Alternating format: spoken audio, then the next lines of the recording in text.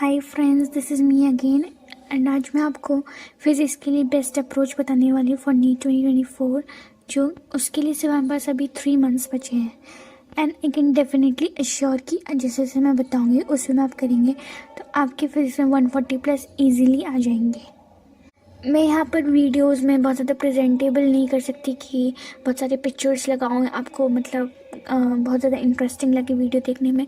But आप मेरी बात को समझिएगा, इस बात पे फोकस कीजिएगा कि मैं जो बात बोल रही हूँ बहुत ही ज़्यादा वैल्यूएबल है। ये बहुत सारे ड्रॉप्स को क्लियर करके अब एक अच्छे मेडिकल सीट लेकर मुझे गेन हुई है। सो वीडियोज़ में पिक्चर्स क्या आ रही हैं या फिर आपको कितना मज़ा आ रहा है देखने में, इस पे ना फोकस करके जो मैं बात बोलने वाली हूँ आप उस पर फोकस करिए। तो चलिए शुरू करते हैं। मुझे बताना बहुत ज़रूरी था क्योंकि आजकल ऐसा होता है कि वीडियोज़ में बहुत ज़्यादा दिखने में स्वीट ना हो, बट इसलिए मैं आपको अपनी बात पे फोकस करने के लिए बोल रही हूँ because that is the main reason for you to come into the video, ताकि आपकी फ़िज़िक्स आप कैसे करें उसके लिए आपको पता चल सके। तो चलिए शुरू करते हैं। सबसे पहले फ़िज़िक्स में आपको बताना चाहूँगी कि जैसे कि हमारे पास बहुत सारे चैप्टर्स होते हैं 11th के और 12th के। तो अगर आप शुरू से आप काइनेमेटिक्स करने बैठेंगे, ठीक है, और फिर आप चाह रहे हैं कि मॉडर्न फिज़िक्स भी हो जाए 3 मंथ्स में और आपके पास बायोलॉजी भी करनी है और केमिस्ट्री भी करनी है, तो that is not possible at all. मैं आपको बेस्ट अप्रोच बताने वाली हूँ, प्लीज़ इस पर यकीन कीजिएगा। तो देखिए, सबसे पहले हमको मोस्ट इम्पॉर्टेंट चैप्टर्स को अलग करना ऐसे इसलिए ज़रूरी है क्योंकि आप जब एग्ज़ाम को, जैसे कि बात भूल जाती है कि पूरा पेपर जो होता है वो सिर्फ और सिर्फ 80% जो पेपर है वो सिर्फ 20% सिलेबस से आता है ना। यही बात आपने कई बार सुनी होगी। तो ऐसा ही नीट में भी होता है। पूरे 30 चैप्टर में से हर एक चैप्टर में से क्वेश्चंस आते हैं, लेकिन कुछ चैप्टर्स जो होते हैं जो बहुत ज़्यादा मोस्ट इम्पॉर्टेंट चैप्टर्स माने जाते हैं, तो अगर आप उन चैप्टर्स को करेंगे तो आपके 140+ ईजिली आ जाएंगे।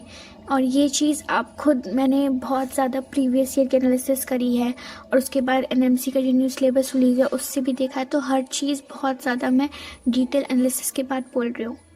तो फिर उसके बाद मैंने पाया कि हमारे पास सिर्फ 12 चैप्टर करने से आपको 140+ ईजिली आ सकते हैं। इनके नाम जैसे कि potential, capacitance, current, electricity, moving charges, electric charges, ray optics, semiconductor, wave optics, rotation, AC, atom nuclei, unit in dimension और थर्मोडायनेमिक्स। सिर्फ इतने चैप्टर करने से आपको बहुत इजीली फिजिक्स से 140+ आ सकता है। मैं आपको मेथड बताती हूँ कि आपको किस तरीके से चैप्टर्स करने हैं।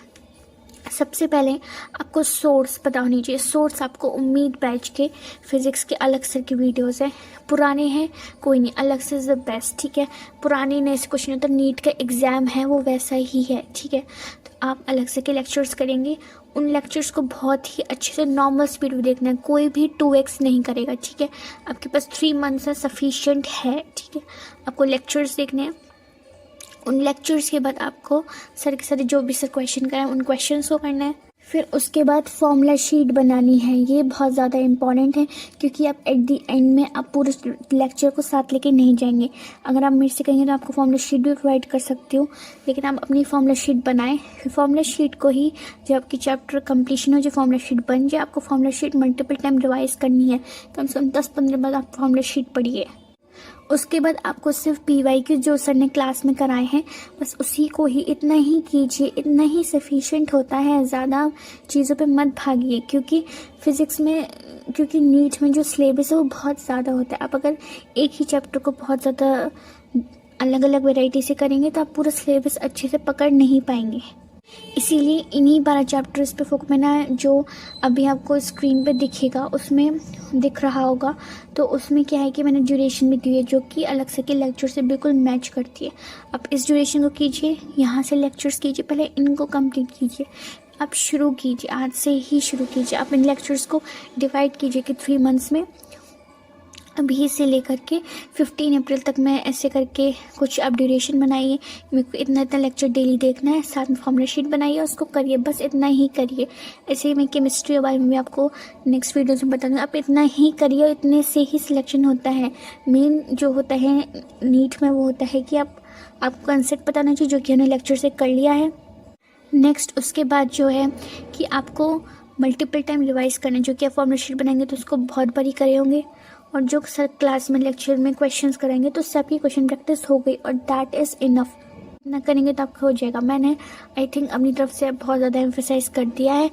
Now it's all up to you कि आपको आज से करना है या फिर आगे और वीडियो पे बढ़ जाना है। That is all up to you. Thank you so much.